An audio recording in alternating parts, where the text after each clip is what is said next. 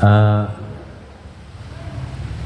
Masih seperti tadi Pak Ustadz, ketika khutbah Jumat sedang berlangsung, kemudian ada jamaah yang datang, kemudian dia zikir terus menerus, itu termasuk membatalkan Jumatnya tidak? Membatalkan pahala Jumatnya tidak Pak Ustadz? Jadi ketika khutbah lagi berlangsung dia tuh zikir terus. Mohon. Terima kasih. Assalamualaikum warahmatullahi wabarakatuh. Para jamaah yang dimuliakan oleh Allah Subhanahu wa taala, kan kalau kita posisi di masjid nih, di masjid. Semua ada mukimin asli penduduk di sini. Apakah kita tahu yang 40 orang itu siapa-siapa lagi yang mendengarkan khutbah? Ya kan seperti itu. Kita tidak tahu. Oleh karena itu para jamaah yang dimuliakan oleh Allah Subhanahu wa taala, tidak ada zikiran yang lain.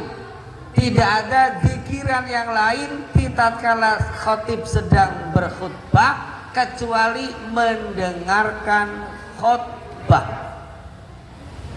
Paham Bapak Ibu? Ya. Bapak berzikir terus, tapi tetap mendengarkan khutbah. Tapi kalau berzikir lalu menghilangkan konsentrasi mendengarkan khutbah, maka itu ibadah sholat Jumatnya menjadi kurang. Kok kenapa seperti itu? Bapak, Ibu, sholat Jumat, kalau sholat 2 rakaat Jumatnya sih semua sudah paham. Sudah paham. Allah, kalau kurang salah subhanallah. Sekarang kalau khotibnya melenceng, kalau semua orang alim-alim berzikir semua, siapa yang memperhatikan khotib itu melenceng? Tidak ada. Hah? Kan tidak ada. Itu harus ada yang memperhatikan. Apalagi kita sama-sama madzhab Syafi'i. Berarti 5 ini harus ada. 5 rukun khutbah itu harus ada. Nah, tahu ada atau tidaknya seorang khotib itu memberikan khutbah atas 5 rukun nikah ini, kalau orang alim-alimnya, ustadz-ustadznya, para kiainya sibuk berzikir sendiri, siapa yang memperhatikan? Hah? Ada nggak? Tidak ada. Makanya apa? Orang alim, Pak Ustadz, orang ngerti harus memperhatikan. Supaya apa? Khawatir. Contoh, alhamdulillahirabbil alamin wa bihi nasta'in wa ala umurid dunya waddin, asyhadu an la ilaha illallah wa asyhadu anna muhammadar rasulullah. Ya kan? Terus fa ya ibadallah usikum wa iyaya bi nafsi bi taqwallahi faqad fazal muttaqun wa qala ta'ala fi kitabil karim. Ada enggak dalam kalimat saya tadi yang kurang? Halo? Rukun khutbah itu 5. 1, memuji Allah. Yang kedua, bersolawat kepada kanjeng Nabi. Yang ketiga, wasiat takwa. Yang keempat, baca ayat dari Al-Quran. Yang keempat, doa. Ini 5 rukun nikah ini harus ada. Rukun khutbah. Rukun khutbah ini harus ada di dalam prosesi khutbah.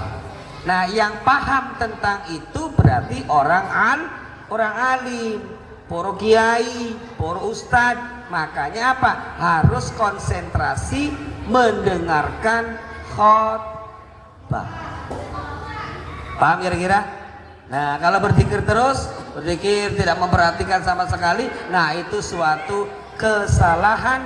Seorang muslim tidak bersama-sama mengamati khotib berkhutbah.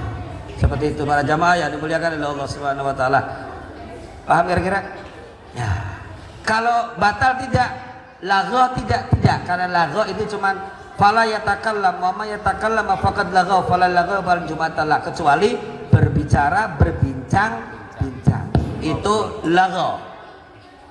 Kamu jangan ngobrol aja, ada khotib sedang berkhutbah, oh sudah ngomong ya sama saja itu sih namanya. Makanya harus seperti itu ya para jamaah ya. Jangan sampai khotib sedang berkhutbah kita jangan ribut aja. Nah itu namanya takalam, berbicara.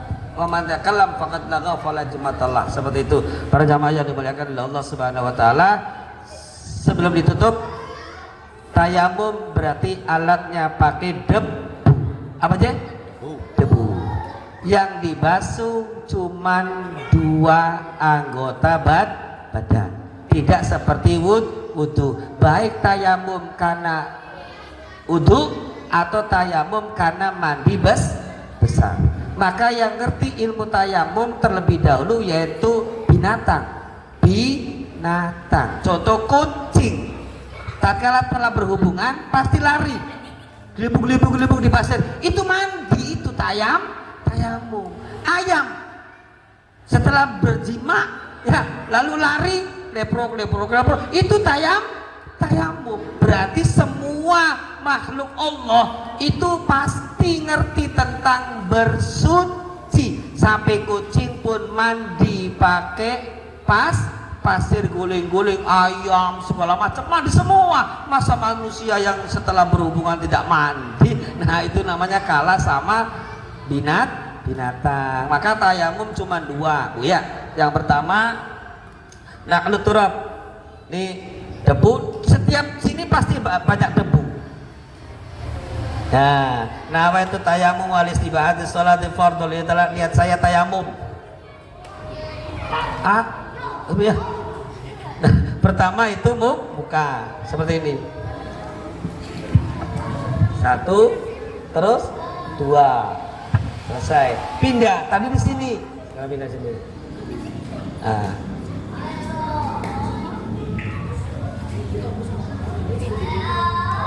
Ini udah dibasuh, ini belum kan?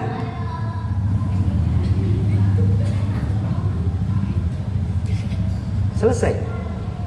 Mudah kan Bu?